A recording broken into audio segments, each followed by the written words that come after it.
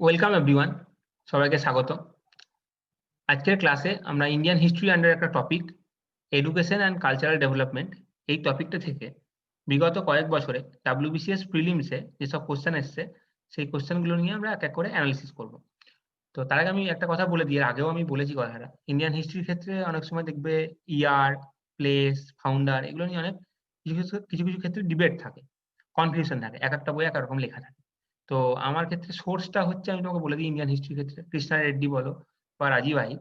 তো যদি এমন কোনো কনফিউজিং কোশ্চেন থাকে যেগুলো তোমার দু তিনটে ডিফারেন্ট বইয়ে ডিফারেন্ট অ্যান্সার আছে, তো সেক্ষেত্রে তুমি কোনটা নেবে সেটা তোমার উপর নির্ভর করছে। তুমি যেগুলোতে কনফিউশন আছে সেগুলো আমি তোমার উপর ছেড়ে দেবো, বাট আমি আমার সোর্সটা বললাম। তো চলো দেখা যাক এক এক করে। প্রথম প্রশ্ন দেখো কি বলছে, যে প্রশ্নটা হচ্ছে Ramakrishna mission was founded by. Ramakrishna mission এর প্রতিষ্ঠাতা কে? দেখো, রামকৃষ্ণ মিশন সম্পর্কে একটু বলে দিই। রামকৃষ্ণ মিশন প্রতিষ্ঠা কে করেছিলেন? প্রতিষ্ঠা করেছিলেন আমরা সবাই জানি স্বামী বিবেকানন্দ। স্বামী বিবেকানন্দ করেছিলেন রামকৃষ্ণ মিশনের প্রতিষ্ঠা। প্রতিষ্ঠার ইয়ার কত? প্রতিষ্ঠার ইয়ারটা হচ্ছে 1897, 1897 সালে প্রতিষ্ঠা হয়েছিল। আমার সোর্স হচ্ছে রাজীব আহির। আচ্ছা, এই রামকৃষ্ণ মিশনের হেডকোয়ার্টার কোথায়? হেডকোয়ার্টার হচ্ছে বেলুর। রামকৃষ্ণ মিশনের হেডকোয়ার্টার হচ্ছে বেলুর। স্বামী বিবেকানন্দের জন্মদিন উপলক্ষে আমরা প্রত্যেক বছর 12ই জানুয়ারি ন্যাশনাল ইউথ ডে পালন করি। ন্যাশনাল ইউথ ডে, ঠিক আছে? স্বামী বিবেকানন্দের অরিজিনাল নেম কি? স্বামী বিবেকানন্দের অরিজিনাল নেম হচ্ছে নরেন্দ্রনাথ দত্ত। এবং আরো একটা কথা বলে রাখি, স্বামী বিবেকানন্দ 1893 সালে আমেরিকার শিকাগো শহরে যে ওয়ার্ল্ড পার্লামেন্ট অফ রিলিজিয়ন হয়েছিল, সেখানে বিবেকানন্দ বক্তৃতা দিয়েছিলেন। তাহলে পুরো রামকৃষ্ণ মিশন সম্পর্কে আমি আরেকবার বলে দিচ্ছি, যে প্রতিষ্ঠা হচ্ছে 1897, হেডকোয়ার্টার হচ্ছে বেলুর। রামকৃষ্ণ মিশনের প্রতিষ্ঠাতা হচ্ছে স্বামী বিবেকানন্দ। স্বামী বিবেকানন্দ জন্মদিন উপলক্ষে 12ই জানুয়ারি আমরা ন্যাশনাল ইউথ ডে পালন করি। স্বামী বিবেকানন্দের অরিজিনাল নেম হচ্ছে নরেন্দ্রনাথ দত্ত। এবং Swami Vivekananda world parliament of religion, যেটা আমেরিকা শিকাগো শহরে অনুষ্ঠিত হয়েছিল 1893 সালে, সেখানে উনি বক্তৃতা দিয়েছিলেন। এবার দেখো পরের প্রশ্ন, এটা এই কোশ্চেনটাও এসেছিল। দেখো, এক্ষুনি আমি রামকৃষ্ণ মিশন সম্পর্কে বললাম, এখানে দেখো কোশ্চেন এসেছে when was Ramakrishna mission founded, কত সালে প্রতিষ্ঠা করা হয়েছিল। তখন আমি বললাম যে আমার সোর্স হচ্ছে রাজীব আহির। তো সেখানে আমি তোমাকে প্রতিষ্ঠা ইয়ারটা বলেছি যে 1897, 1897 সালে। কিন্তু তুমি এখানে অপশন অনুযায়ী দেখো এক্স্যাক্টলি কিন্তু এই ইয়ারটা নেই। সেক্ষেত্রে তোমরা, এটা আমি তোমাদের উপরই ছেড়ে দেবো, সেক্ষেত্রে তোমরা অবশ্যই ক্লোজেস্টটাই নিতে পারো। এখন দেখো বাকি যেগুলো আছে সেগুলো 1897 থেকে অনেক দূরে, সেক্ষেত্রে হয়তো তোমরা 1896টা চুজ করতে পারো। দেখো আবারও সেম প্রশ্ন এটা নিয়ে, যেটা when did Vivekananda found Ramakrishna mission. এক্ষেত্রেও দেখো 1897, কিন্তু এখানেও 1897 এক্স্যাক্টলি অপশনে ছিল না, 1896 অপশনে ছিল। এবং এক্ষেত্রেও দেখো 1897 ডিরেক্টলি অপশনে নেই, 1896 আছে। সেক্ষেত্রে 1897 সব থেকে ক্লোজেস্ট 1896, সেক্ষেত্রে তোমরা এটা নিতে পারো।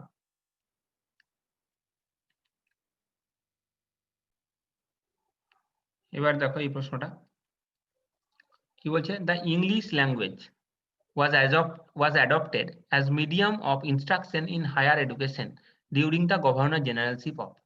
কার গভর্নর জেনারেলশিপে হায়ার এডুকেশনের ক্ষেত্রে ইংলিশ ল্যাঙ্গুয়েজকে মিডিয়াম অফ ইনস্ট্রাকশন হিসাবে ব্যবহার করার অনুমতি দেওয়া হয়েছিল? তো গভর্নর জেনারেল সেই সময় কে ছিলেন যখন হায়ার এডুকেশনে ইংলিশ ল্যাঙ্গুয়েজকে মিডিয়াম অফ ইনস্ট্রাকশন হিসাবে অ্যাডপ্ট করা হয়েছিল? তো এখানে ডিরেক্টলি অ্যান্সারটা বলার আগে আমি তোমাকে একটু ব্যাকগ্রাউন্ড দিচ্ছি এটার। দেখো, ব্রিটিশরা যখন ভারতে শাসন করতো তখন অনেকগুলো চার্টার অ্যাক্ট ব্রিটিশরা পাস করেছিল। তার মধ্যে একটা হচ্ছে চার্টার অ্যাক্ট অফ 1813। 1813 সালে চার্টার অ্যাক্টে একটা প্রভিশন ছিল যে ভারতীয়দের জন্য তাদের সাহিত্য, শিক্ষা, বিজ্ঞান এগুলোর জন্য, মানে মেনলি শিক্ষা খাতে ভারতীয়দের জন্য 1 লক্ষ টাকা করে খরচ করা হবে এভরি ইয়ার অ্যানুয়ালি। প্রত্যেক বছর 1 লক্ষ টাকা করে শিক্ষা খাতে খরচ করার জন্য বলা হলো। হ্যাঁ, শিক্ষার পুনরুদ্ধার, শিক্ষার প্রমোশন, এনকারেজমেন্ট, কিসে, কিসে লিটারেচার লার্নিং, সায়েন্স, শিক্ষা, সাহিত্য, বিজ্ঞান এসব ক্ষেত্রে মানে শিক্ষা খাতে 1 লক্ষ টাকা করে অ্যানুয়ালি খরচ করার জন্য খরচ করার জন্য বলা হলো 1813 চার্টার অ্যাক্টে।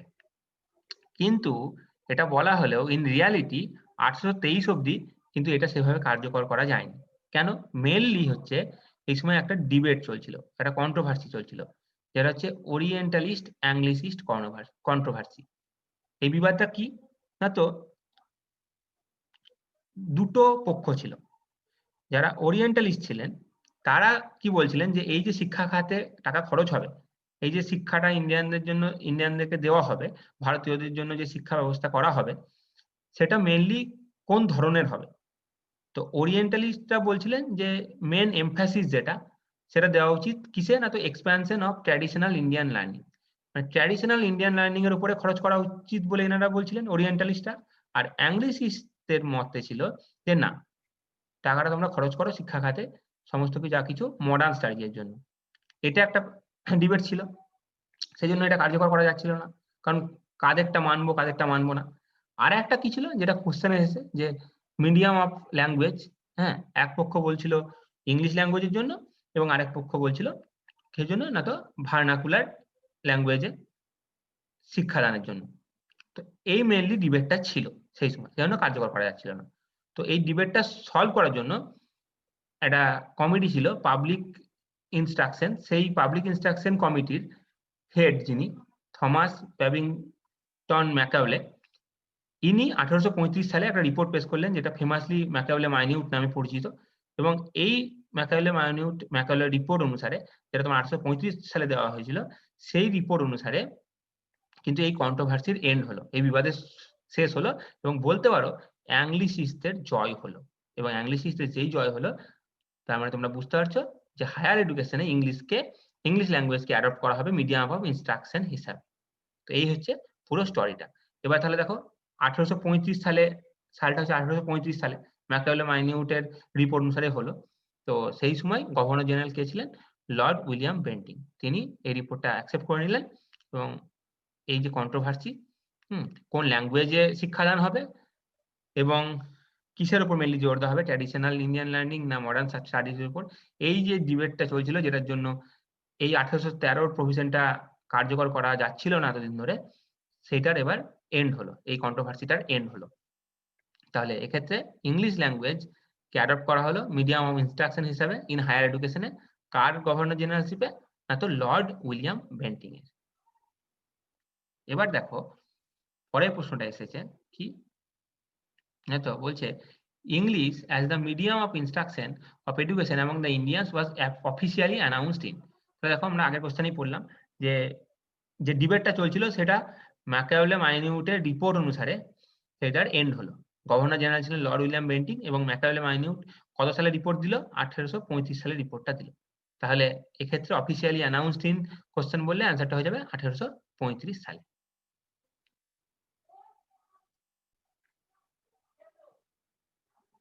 এবার কোশ্চেনটা দেখো কি বলছে, who founded the Asiatic society? Asiatic সোসাইটির প্রতিষ্ঠাতা কে? তো এশিয়াটিক সোসাইটি 1784 সালে প্রতিষ্ঠা করা হয়েছিল। 1784 সালে কে প্রতিষ্ঠা করেছিল? প্রতিষ্ঠাতা হচ্ছে স্যার উইলিয়াম জোন্স। এবার 1784 সালে যখন প্রতিষ্ঠা করা হয়েছিল তার মানে বুঝতে পারছো কার হেল্পে করা হয়েছিল, বা সেই সময় যদি তোমাকে জিজ্ঞেস করে গভর্নর জেনারেল কে ছিল, তো সেই সময় গভর্নর জেনারেল ছিল হচ্ছে এই ওয়ারেন হেস্টিং। সালটা দেখে তুমি গভর্নর জেনারেলটা প্রেডিক্ট করতে পারবে। গভর্নর জেনারেল ছিলেন ওয়ারেন হেস্টিং। এশিয়াটিক সোসাইটি প্রতিষ্ঠার সাল হচ্ছে 1784, প্রতিষ্ঠাতা হচ্ছে স্যার উইলিয়াম জোন্স এবং সেই সময় গভর্নর জেনারেল হচ্ছে ওয়ারেন হেস্টিংস। আচ্ছা, এই প্রসঙ্গে আরো দুটো আমি বলে রাখি। একটা হচ্ছে ক্যালকাটা মাদ্রাসা, যেটা হচ্ছে 1781 সালে প্রতিষ্ঠা হয়েছিল, এবং আরেকটা হচ্ছে সংস্কৃত কলেজ, যেটা বেনারসে, সেটা প্রতিষ্ঠা হয়েছিল 1794 সালে। এই যে এটা প্রতিষ্ঠা হয়েছিল তোমার এশিয়াটিক সোসাইটি, এটা মেইনলি তোমার কিসের উপর ফোকাস করছিল? যে ইন্ডিয়ান ল্যাঙ্গুয়েজ এবং ইন্ডিয়ান স্ক্রিপচারের স্টাডি করা হবে, সেই জন্য এই এশিয়াটিক সোসাইটি প্রতিষ্ঠা করা হয়েছিল।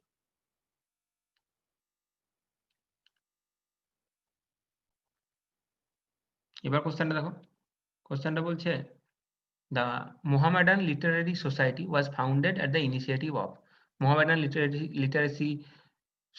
লিটারারি সোসাইটি প্রতিষ্ঠা করা হয়েছিল কার ইনিশিয়েটিভে? তো অ্যান্সারটা হয়ে যাবে আব্দুল লতিফ। যদি প্রতিষ্ঠার সাল বলে সেটা হচ্ছে 1863 সালে, যদি প্লেস বলে তাহলে হচ্ছে কলকাতায়। 1863 সালে কলকাতায় কার ইনিশিয়েটিভে প্রতিষ্ঠা হয়েছিল? তো আব্দুল লতিফ। দেখো এবার কোশ্চেনটা দেখো, এবার কোশ্চেনটা বলছে the system of open competition through examination for entering civil service was introduced. Open কম্পিটিশনের মাধ্যমে সিভিল সার্ভিসে এক্সামিনেশনে প্রবেশাধিকার নিয়ে যে ব্যাপারটা সেটা কত সালে ইন্ট্রোডিউস করা হয়েছিল? আচ্ছা, এইখানে একটা কথা বলে রাখি প্রথমেই, যে সিভিল সার্ভিসের ওপেন এক্সামিনেশনের কথা বলা হচ্ছে সেইটা হচ্ছে তোমার কভিনেন্টেড সিভিল সার্ভিসের কথা বলা হচ্ছে, মানে হায়ার সিভিল সার্ভিস। কারণ সেই সময় কোম্পানির আন্ডারে তোমার একটা ছিল covenanted civil service, higher civil service, আর একটা হচ্ছে আনকভিনেন্টেড সিভিল সার্ভিস। হ্যাঁ, এটা হচ্ছে তোমার লোয়ার সিভিল সার্ভিস। তো এখানে মেইনলি যে কথাটা বলা হচ্ছে সেটা হচ্ছে এই কভিনেন্টেড বা হায়ার সিভিল সার্ভিসের কথা বলা হচ্ছে, সেই ক্ষেত্রে ওপেন কম্পিটিশনের কথা বলা হচ্ছে। তো এটার একটু ব্যাকগ্রাউন্ডটা আমি যদি তোমাকে বলি, আগেই বললাম যে ব্রিটিশরা যখন ভারতে শাসন করছিল তখন ব্রিটিশরা অনেকগুলো চার্টার অ্যাক্ট পাস করেছিল। একটু আগেই 1813 নিয়ে আমি বললাম, এটা হচ্ছে তোমার 1833। 1833 এর চার্টার অ্যাক্টে একটা অ্যাটেম্প্ট করা হয়েছিল। কি অ্যাটেম্প্ট করা হয়েছিল? তখন একটা চেষ্টা করা হয়েছিল যে এই যে সিভিল সার্ভিস, যে কথাটা বলছি মেইনলি হায়ার সিভিল সার্ভিসের কথা বলছি, সেখানে আগে ওপেন কম্পিটিশন ছিল না। মানে মেইনলি যেটা বলতে চাইছি সেটা হচ্ছে ইন্ডিয়ানরা এই পোস্টের জন্য এলিজিবল ছিলেন না। কারণ কোনো ওপেন কম্পিটিশন হতো না, সবার জন্য এটা ওপেন ছিল না। বাট এই 1833 এর চার্টার অ্যাক্টে একটা প্রভিশন আনা হলো, যেখানে চেষ্টা করা হলো যাতে এই হায়ার সিভিল সার্ভিসটা ওপেন কম্পিটিশনের মাধ্যমে করা হয়। তার মানে মেইনলি ইন্ডিয়ানরা যাতে এই পোস্টে আসতে পারে তার জন্য একটা দরজা খোলা হলো, একটা ওপেন কম্পিটিশনের ব্যবস্থা করা হলো এই সিভিল সার্ভিস পদে সিলেকশনের জন্য। কিন্তু কোম্পানির কোর্ট অফ ডিরেক্টর থেকে এত মাত্রায় বিরোধিতা করা হলো এই প্রভিশনটার, যে সেই মুহূর্তের জন্য 1833 এর যে চার্টার অ্যাক্টে এই প্রভিশনটা আনা হয়েছিল, এত মাত্রাই বিরোধিতা হয়েছিল কোর্ট অফ ডিরেক্টরের পক্ষ থেকে, এই প্রভিশনটা সেই সময়ের জন্য স্থগিত রাখা হয়েছিল। তো এটা ইমপ্লিমেন্ট করা যায়নি সেই মুহূর্তে। পরবর্তীকালে এটা ইমপ্লিমেন্ট করা হয়, সেটা হচ্ছে চার্টার অ্যাক্ট অফ 1853 এর মাধ্যমে। 1853 সালের চার্টার অ্যাক্টের মাধ্যমে হলো না, এবার open competition for selection of civil servant ব্যাপারটাকে কার্যকরী করা হলো। তার মানে যেটা সেটা হচ্ছে এবার ইন্ডিয়ানরাও এই পদে আসতে পারবে, মানে হায়ার সিভিল সার্ভিসের পদে ইন্ডিয়ানরাও আসতে পারবে। এবং সেই উদ্দেশ্যে ইন্ডিয়ান সিভিল সার্ভিসের উপর একটা কমিটি, ম্যাকাওলে কমিটি 1854 সালে নিয়োগ করা হলো। তাহলে যদি এখানে যখন কোশ্চেনটা বলছে the system of open competition through examination for entering civil service was introduced, তাহলে ইন্ট্রোডিউসড অ্যাকচুয়ালি কবে কার্যকর করা হয়েছিল? সেটা হচ্ছে 1853 চার্টার অ্যাক্টে। তাহলে অ্যান্সারটা হয়ে যাবে 1853। কিন্তু একটা জিনিস মনে রাখবে যে 1833 এ কিন্তু এই প্রভিশনটা আনা হয়েছিল, তখন একটা অ্যাটেম্প্ট নেওয়া হয়েছিল, যদিও সেটা কোর্ট অফ ডিরেক্টরের তীব্র বিরোধিতার জন্য সেই সময় কার্যকর করা সম্ভব হয়নি। তো তাহলে এখানে অ্যান্সারটা হয়ে যাবে, কারণ এখানে কোনো অ্যাটেম্প্ট বা সেরকম কোনো কথা বলা নেই। সেক্ষেত্রে বলা হয়েছে কবে ইন্ট্রোডিউস করা হয়েছিল। ইন্ট্রোডিউস তাহলে করা হয়েছিল 1853 চার্টার অ্যাক্টে। তাহলে অ্যান্সার হয়ে যাবে 1853।